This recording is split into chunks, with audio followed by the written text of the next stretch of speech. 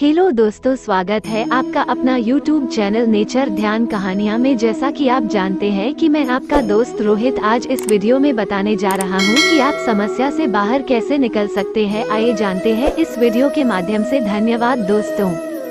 महात्मा बुद्ध के शिष्य प्रतिदिन की भांति उनका प्रवचन सुनने उनकी प्रतीक्षा कर रहे थे। कुछ ही देर में बुद्ध पधारे। शिष्यों ने देखा उनके हाथ में एक रस्सी है। वे आश्चर्य से बुद्ध को देखने लगे कि वहाँ रस्सी लाने का क्या प्रयोजन। बुद्ध ने आसन ग्रहण किया और बिना कुछ कहे रस्सी में गांठ लगाने लगे। शिष्य अब भी उन्हें आश्चर्य से देख रहे थे।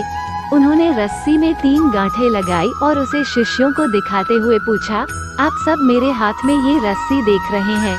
आपके सामने ही मैंने इसमें 3 गांठें लगाई। अब मैं आपसे पूछता हूँ कि क्या ये वही रस्सी है जो गांठें लगाने के पूर्व थी।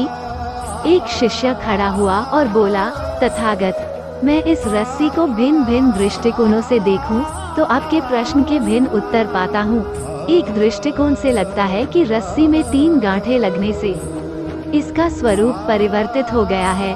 दूसरे दृष्टिकोण से लगता है कि रस्सी में कोई परिवर्तन नहीं हुआ है, इसका मूल स्वरूप तो वही है।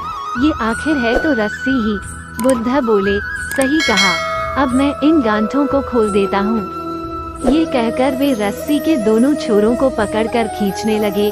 शिष्य ने उन्हें रोकते हुए कहा, तथागत, ये आप क्या कर रहे हैं? इस तरह तो खुलने के बजाय गांठें और कस जाएंगी, तब इन्हें खोलना और कठिन हो जाएगा।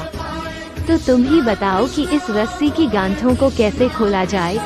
बुद्ध ने पूछा, तथागत, इन गांठों को खोलने के लिए पहले हमें ये जानना होगा कि ये लगाई कैसे गई हैं। ये जानने के बाद ही इन्हें खोलने का प्रयास करना होगा।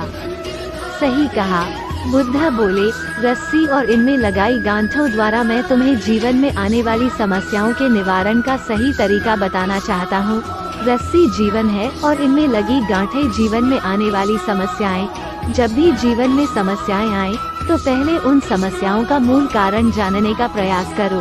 कारण जान लेने के बाद ही उनका निदान संभव है।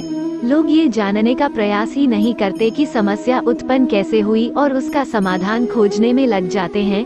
प्रायः मेरे पास समस्याएं लेकर आने वाले पूछते हैं, मुझे अत्यधिक क्रोध आता है, इसका निदान बताइए। वे कभी जानने का प्रयास ही नहीं करते कि उन्हें क्रोध क्यों आता है। वे अहंकार समाप्त करना चाहते हैं, किंतु कभी ये जानने का प्रयास ही नहीं करते कि उनमें अहंकार उत्पन्न कैसे हुआ। बिना समस्या का मूल जाने उनका निदान संभव नहीं। समस्याओं की जड़ समझ जाओ और उन्हें जड़ से ही समाप्त कर दो। दोस्तों, समस्याओं के समाधान के पहले अच्छी तरह सोच विचार कर ये जान ले कि समस्या उत्पन्न कैसे हुई।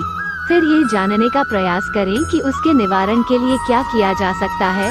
निवारण का तरीका समझ में आने के बाद उसके निवारण में जुट जाएं। समस्याओं में उलझे नहीं, शांतिपूर्वक विचार कर उन्हें सुलझाएं। दोस्तों, ऐसी ही मोटिवेशन, एजुकेशन और एंटरटेनमेंट की वीडियो को सुनने और देखने के लिए अपने YouTube चैनल नेचर ध्यान कहानियाँ को लाइक, सब्सक्राइब और शेयर जरूर करें। मिलते हैं अगले वीडियो में। धन्यवाद।